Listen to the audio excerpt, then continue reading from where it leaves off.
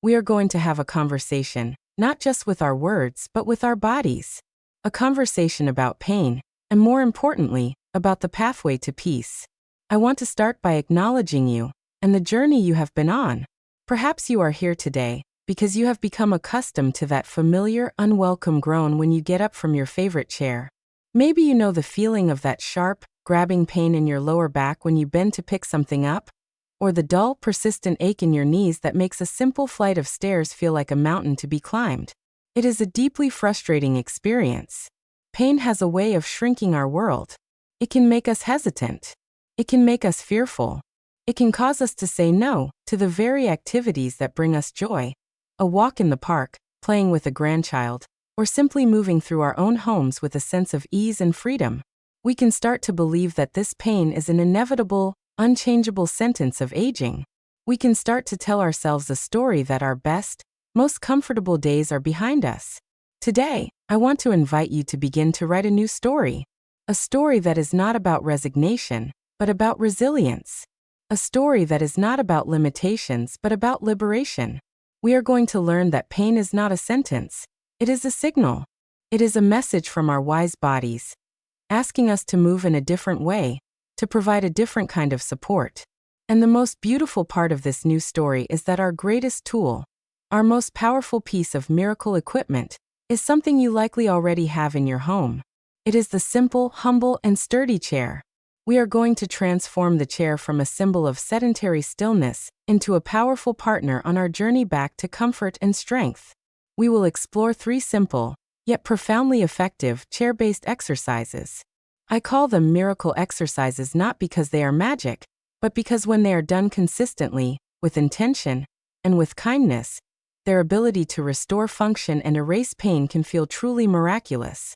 Before we begin our gentle movement, there are a few foundational principles we must agree upon. These are our sacred rules for this practice, and for any movement you do. The first and most important rule is safety above all else. This begins with having a conversation with your doctor or physical therapist before you start this or any new exercise program. They know your unique health history and can give you the green light and the personalized guidance you need. Safety also means choosing the right chair. Your chair must be sturdy, stable, and absolutely must not have wheels. A solid dining room chair or a kitchen chair is perfect. And safety means listening, with deep respect, to the wisdom of your own body. This brings us to our second rule. We are leaving the old, outdated, and dangerous motto of no pain, no gain behind. We are letting it go completely. Our new motto is this: move with awareness, move with kindness. We will never, ever push into sharp, stabbing, or radiating pain. Pain is our body's stop sign. We will respect it. We may feel the gentle sensation of a muscle working or a light stretch, and that is perfectly fine. But pain is not our goal, it is our boundary. And our third rule is to connect with our breath. Our breath is our most powerful anchor to the present moment, and it is the fuel for our movement. We will learn to let our breath guide the pace of our exercises, ensuring that we are never rushing, but are always moving with a sense of calm, deliberate control. So, if you are ready, I invite you to find your sturdy chair. Place it in a space where you have a little room to move. Let us begin this beautiful work together. Our first exercise is, in my opinion, the single most important and functional movement a person can do to maintain their independence and to protect their knees and back. I often call it the fountain of youth exercise. We are going to practice the sit to stand. This might sound incredibly simple, but we are going to break it down and perform it with such precision and intention that we will transform it from a mundane daily action into a powerful therapeutic exercise. First, let's talk about why this movement is so miraculous. Think about how many times a day you perform this action. You do it when you get out of bed, when you get up from the dinner table, when you get out of a car, when you get up from the toilet. The ability to stand up with strength and control is the very definition of physical independence. The primary muscles that perform this action are the large, powerful muscles in our legs, our quadriceps on the front of our thighs, and our gluteus muscles, our glutes in our buttocks. When these muscles are strong, they form a powerful, supportive scaffold around our joints.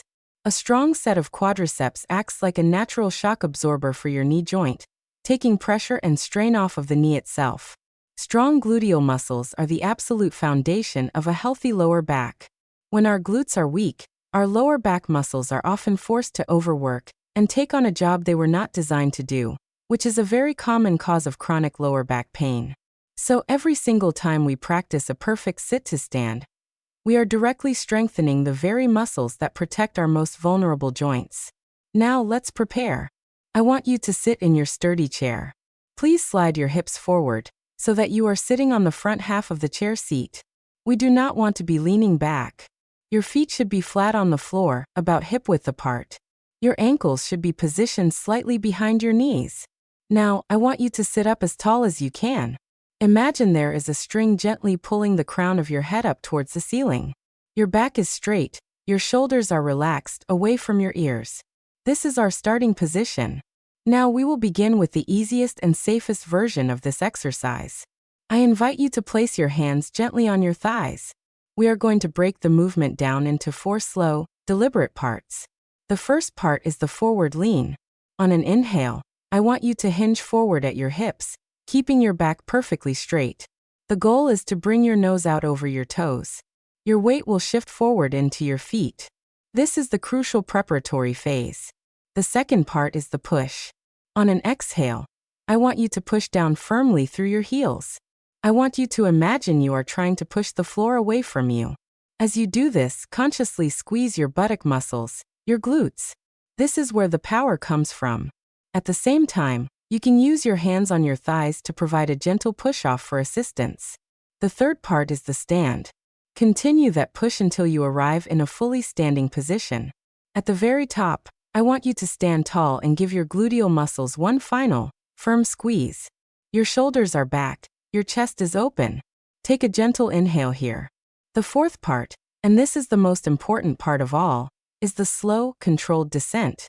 On an exhale, I want you to begin the movement back down by pushing your hips backward, as if you are reaching back to sit in a chair that is far behind you. Keep your back straight. Your knees will naturally bend. Go as slowly as you possibly can. The slower you go, the more your muscles have to work. You can use your hands on your thighs for balance and support as you lower yourself back down to the chair with complete control. There should be no plopping or collapsing into the chair. Let's try that again together. Finding our tall starting posture. A gentle inhale as we hinge forward, nose over toes. A strong exhale as we push the floor away, squeezing our glutes, coming all the way to a tall stand. A soft inhale at the top. And a long, slow exhale as we push our hips back, and lower ourselves down with absolute, perfect control. The breath is our rhythm. Exhale with the effort of standing up, and exhale with the effort of slowly sitting down. I want you to feel the warmth in the muscles on the front of your thighs. That is the feeling of your knee protectors getting stronger. I want you to feel the firmness in your gluteal muscles. That is the feeling of your back supporters waking up.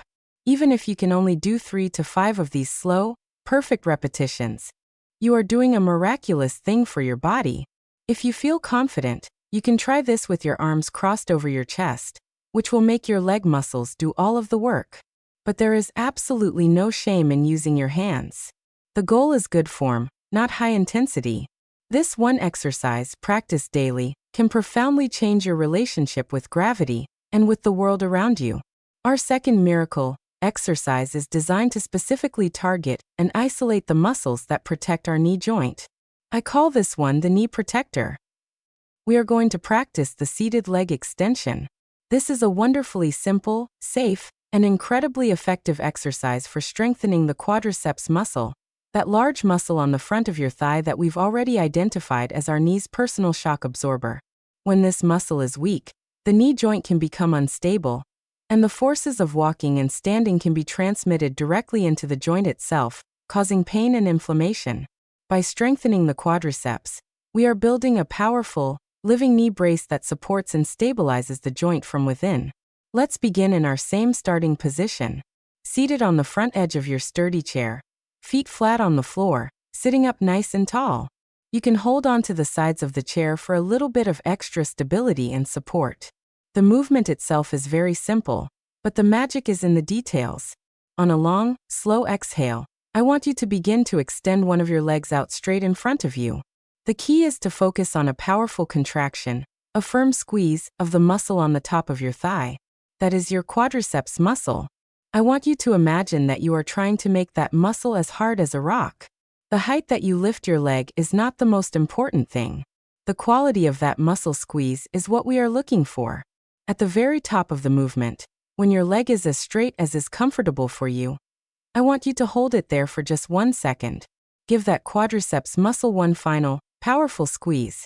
On an inhale, I want you to begin to lower the leg back down, but I want you to do it with extreme slowness and control. I want you to imagine that you are lowering your leg through thick, heavy honey. Resist the pull of gravity. The slower you go on the way down, the more benefit you will receive. The muscle has to work just as hard to lower the weight with control as it did to lift it. Let's try that again on the same side, connecting it with our breath. A long, slow exhale as we extend the leg, focusing on that powerful squeeze at the top. A brief hold, and a slow, deliberate inhale as we lower the leg back down through that imaginary honey. I want you to pay very close attention to your form. We are not swinging the leg. The movement should be smooth and controlled from beginning to end. And please do not forcefully snap your knee into a locked position at the top. The movement should be a gentle but firm extension. After you have completed your desired number of repetitions, perhaps 8 to 12, we will switch to the other leg and do the exact same thing. A slow exhale to lift and squeeze, a pause at the top, and a slow inhale to lower with perfect control. You may notice that one leg feels stronger or more coordinated than the other. That is perfectly normal. Our goal is to bring them into a beautiful, balanced state of strength.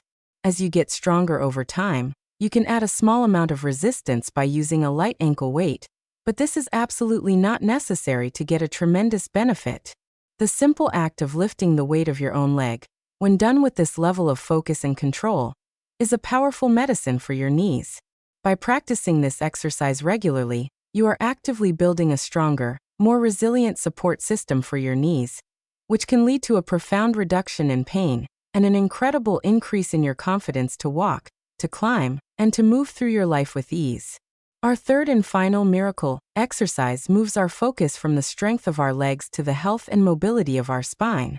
I call this one the spinal elixir. We are going to practice a gentle, seated version of the cat-cow stretch. So much of the chronic back pain that we experience is a result of stiffness and compression in our spine. From years of sitting, in cars, at desks, in soft chairs, our spine can lose its natural, healthy mobility. The small joints between our vertebrae can become stiff, and the fluid-filled discs that act as our spinal cushions can become dehydrated. This gentle, rhythmic movement is like a lubricating tonic for your spine. It helps to gently mobilize each individual vertebra. It encourages the flow of synovial fluid to nourish the joints, and it helps to release the deep-seated tension in the muscles of both our lower and our upper back. This is not a strength exercise. It is an act of gentle, mindful mobilization. Let's find our starting position. Once again, we are seated on the front edge of our chair, feet flat on the floor. For this exercise, I invite you to place your hands on your knees, with your palms down. We are sitting up tall, with a long, neutral spine. This entire movement will be driven and guided by your breath. Your breath will be the choreographer of this beautiful, gentle dance for your spine. We will begin with the cow portion of the stretch, which we will do on an inhale. As you take a slow, deep breath in through your nose, I want you to gently begin to arch your spine. Imagine you are trying to lift your heart up towards the ceiling. Your shoulders will roll back and down. Your gaze will lift slightly, but be careful not to crank your neck back. The movement is primarily in your mid and lower back. You are creating a gentle, C-shaped curve in your spine. Think of it as a movement of opening, of expansion. Now we will move into the cat portion, which we will do on an exhale. As you exhale slowly through your mouth, I want you to do the opposite movement. Gently begin to round your spine. Tuck your chin slightly towards your chest, and let your head feel heavy. Imagine you are trying to create space between your shoulder blades. You are creating a C-shaped curve in the other direction. This is a movement of release, of letting go. Now let's flow between these two movements, letting our breath be the guide. A slow inhale as we open our heart, arch our spine, and lift our gaze into the cow pose. And a long, slow exhale as we round our spine, tuck our chin, and release into the cat pose. I want you to close your eyes if that feels comfortable for you. I want you to turn your attention inward. This is not about how far you can move. It is not about creating a dramatic shape. It is about the subtle, internal feeling of each vertebra gently gliding against its neighbor. It is about the feeling of creating space and length in your spine. Let the movement be fluid and continuous, like a gentle wave, guided by the rhythm of your own breath. Inhale to open. Exhale to round and release. Do this for 5 to 10 slow, mindful breaths. This simple, meditative movement can work wonders to erase the stiffness and ache that can accumulate in our backs. It is a daily gift of mobility and fluidity that you can give to your spine, helping you to stand taller, to move more freely, and to live with less pain. As we bring our gentle practice to a close today, I want you to just sit for a moment in your chair. Close your eyes. Place your hands on your lap. And just notice. Notice how your body feels. You may feel a gentle warmth in your thighs. You may feel a new sense of space and length in your spine. You may feel a little more grounded, a little more present, a little more connected to your own physical being. Let's take a moment to honor the incredible work you have just done. We have explored our 3 miracle exercises together. The sit to stand, our fountain of youth, building the functional strength that is the very foundation of our independence. The seated leg extension, our knee protector, building a living, muscular brace to support and stabilize our precious knee joints. And the seated cat-cow, our spinal elixir, bringing gentle, lubricating mobility back to our spines. I hope you can see and feel that this is not about a grueling, punishing workout. This is a practice of profound self-care. It is a way of communicating with your body in a language of kindness, of support, and of respect. The true miracle is not in the exercises themselves, but in the consistency with which you practice them. A few minutes, every single day, is infinitely more powerful than one long, hard session once a week. You are the healer of your own body. You have the power, right now in this moment, to begin to change your relationship with pain. You have the power to build a body that is not defined by its age, but by its strength, by its resilience, and by its ability to carry you through a life that is still so full of possibility. I want to thank you from the bottom of my heart for showing up for yourself today, for being willing to try something new, and for taking this beautiful and important step on your journey to a more comfortable, confident, and joy-filled life. Be well, be strong, and be kind to your magnificent body.